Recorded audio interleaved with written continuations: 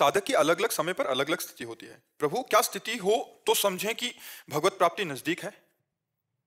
किसी भी नवीन विषय को भोगने की इच्छा न हो, मान में हर्ष न हो, अपमान में शोक न हो, निरंतर वृत्ति भगवदाकार होने लगे, तन्मयाः प्रभु के चिंतन में डूबने लगे, संसार का कोई भी भोग प्रिय न लगे, संसार में कोई भी अपना न रह जाए, एकमात्र सब श्री भगवान ही हैं, तब जान लेना चाहिए कि अब हमारी भगवत प्राप्ति होने वाली है। किसका प्रश्न है? तब जान लेना। कोई भी नवीन विषय भोगने की इच्छा न हो, मान अपमान सुख दुख लाभ हानि में समान भाव हो, कोई भी अपना न हो, मेरे तो गिरधर गोपाल दूसरो न कोई, ना मैं किसी का ना कोई मेरा, हे प्रभु, और निरंतर उन्हीं का चिंतन, तब भगवत प्राप्ति होती है। फिर हृदय में जब निष्पाप होता है मन ना, तो अपार आनंद होता है। मन अति हर्ष जनावन तेहि, आज देखी हो परम शनेहि। ये हृदय में बार बार कि आज भगवान का दर्शन होगा, आज भगवान का दर्शन, ये आने लगता है। जब हृदय पवित्र होता है तो ये बात आने लगती है। फिर कोई जब भगवत चाह रह जाती है तो फिर कोई चाह नहीं होती। एक चाह ऐसी है भगवत मिलन की कि ये कोई चाह नहीं रहने देती, और सब चाहें ऐसी हैं कि एक की पूर्ति के बाद चार खड़ी हो जाएंगी। लेकिन प्रभु के मिलन की चाह ऐसी है कि एक के बाद बस अब कछु नाथ न चाहिए मुझे, पायो परम विश्राम, पूर्ण काम, कृत्य कृत्यता। ये अब मूल में हम बंधे कहाँ हैं जो हमें भगवत प्राप्ति नहीं होती? शरीर में, इंद्रियों में, मन में। कैसे बंधे हैं? ये शरीर मैं हूं, मन मेरा है, इंद्रियां मेरी हैं, यही अविद्या अज्ञान है, इसी में जीव बंधा है। जड़ चेतन ही ग्रंथि पड़ गई, यद्यपि मृषा छूटति कठिनाई। अब अगर हम खूब नाम जप करें, सत्संग सुने, और सबसे बड़ी बात है कि एकांत में भगवान से रोएं। कबीरा हंसना छोड़ दे, रोने से कर प्रीति, और बिन रोए किन पाइयां प्रेम प्यारा मीत। एकांत में भगवान से जब रोना आ जाए, आपके बिना रहा नहीं जाता, अब जिया नहीं जाता। नहीं खान पान ते भावे है, नहीं कोमल वसन सुभावे है, सब विषय लगे ते खारा है, हरि आशिक का मग न्यारा है। ब्रह्मादिक के भोग शब्बिश शम लागत ताय, नारायण ब्रज चंद की लगन लगी है जाए। वो जब प्रभु की मानसिक झांकी आती है, प्रभु का साक्षात दर्शन होने के पहले भावनात्मक भगवान का दर्शन होता है। जैसे आप भजन करते हो जो लोग भी, तो जितना कुछ है तो देखो आपकी भावना के अनुसार भगवान, तो अगर भजन करते हो तो आपकी भावना के अनुसार झलकते हैं। जैसा भजन, अगर भजन होगा तो झलकेंगे, नहीं तो आंख मूंदोगे अंधकार नजर आएगा या प्रपंच की रील चलेगी। भगवान तो भजनानंदियों के हृदय में, तो वो भजन में जो हम रूप देखते हैं वो रूप हमारी भावना का है, लेकिन जो असली रूप भगवान का है वो नाम भगवान दिखाते हैं। जितना हम नाम जप करते हैं, और जहां रूप आया, तो एक ललित किशोरी जी हुए हैं बहुत बड़े महापुरुष, वो कहते देखो री देखो ये नंद का छोरा, बरछी मारे जाता है, बरछी सी तिरछी चितवन की, ये पैनी छुरी चलाता है, हमको घायल देख बेदर्दी, ये मंद मंद मुस्काता है, ललित मोहिनी जखम जिगर पर नोनपुरी बुरकाता है। बोले देखो, ये देखो सखी, नंद का छोरा जो है ना, ये जब तिरछी चितवन ग्रीवा करके ऐसे देखता है तो ऐसा लगता है बरछी मार रहा है। प्रेमी जनों का हृदय जो है, और बोले हाँ, संस्कार ऐसे घायल करता है मानो घाव पे नमक डाल रहा है।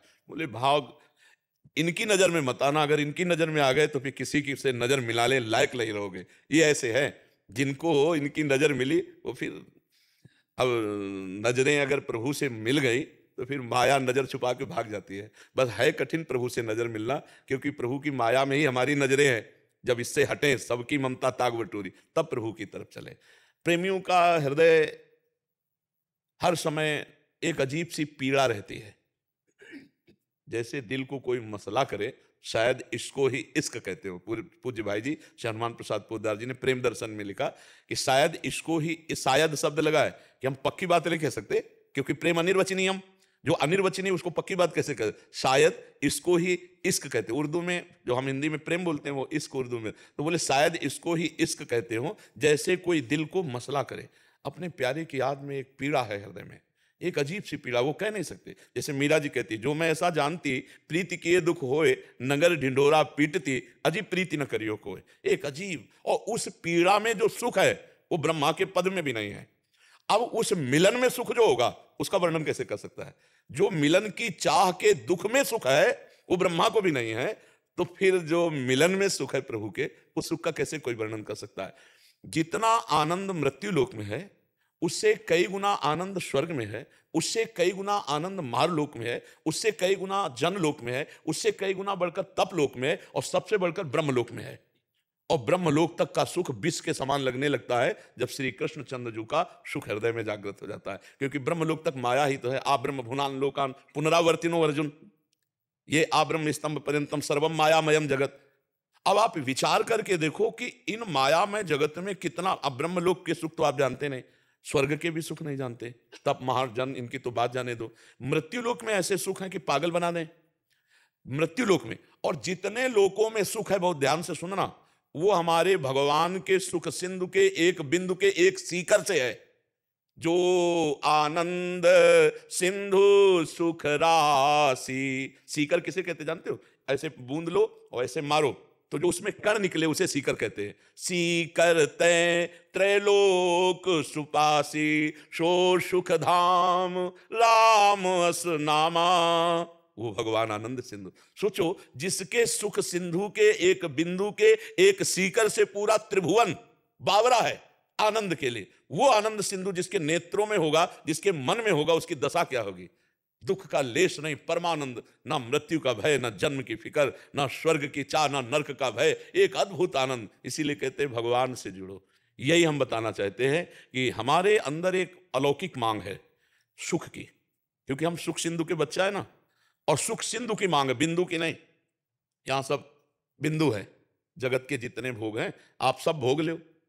इसके बाद मन कहेगा वो नहीं मिला जो मतलब चाहिए, जो चाहिए। पूरा जीवन हो जाता है भोगते भोगते, पर हमें विश्राम नहीं मिलता।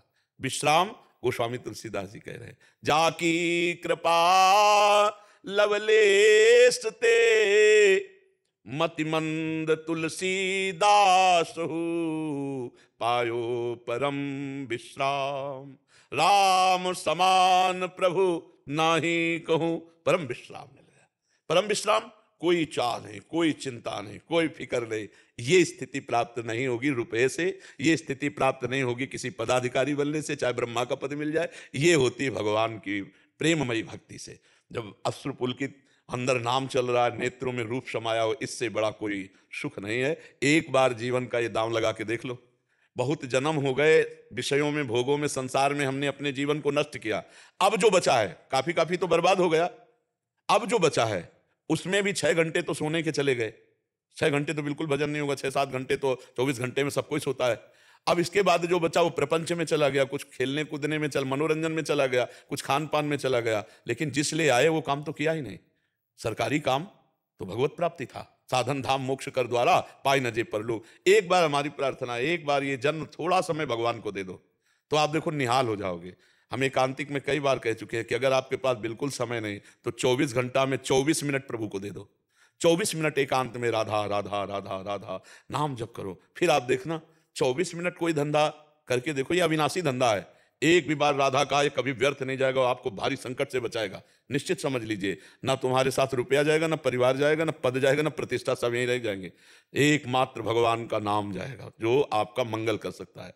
इसलिए खूब नाम जप करो। भगवत प्राप्ति की तभी बात आएगी, पहले निर्विषय हो, जितेंद्रीय हो, मनोनिग्रही हो, और समता को प्राप्त हो। समता, कोई भी द्वंद्व, कोई गाली दे तो कोई बात नहीं, स्तुति करे तो कोई बात नहीं, कोई प्रणाम करे तो कोई बात नहीं, कोई निंदा करे तो कोई बात नहीं। बस समान भाव जब आ जाएगा तब भगवत प्राप्ति होती है। खूब नाम जप करो, भगवान से प्रार्थना करो, वो हर स्थिति देने में समर्थ है।